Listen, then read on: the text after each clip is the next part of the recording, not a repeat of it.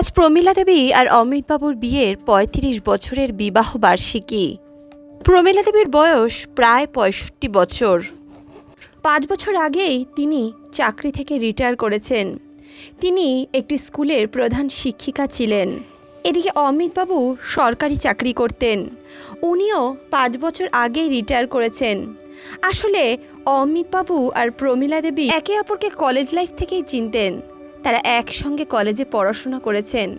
একসঙ্গে কলেজে পড়াশোনা করার পর তারা দুজনে দুজনকে পছন্দ করেছিলেন এবং তারপরে তারা বিবাহ করার সিদ্ধান্ত নিয়েছিলেন। আজ তাদের বিয়ের ৩৫ বছর পূর্ণ হচ্ছে।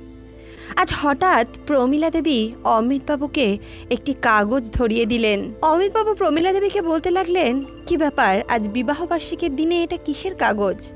প্রমীলা দেবী বললেন, এটা হলো ডিভোর্স পেপার।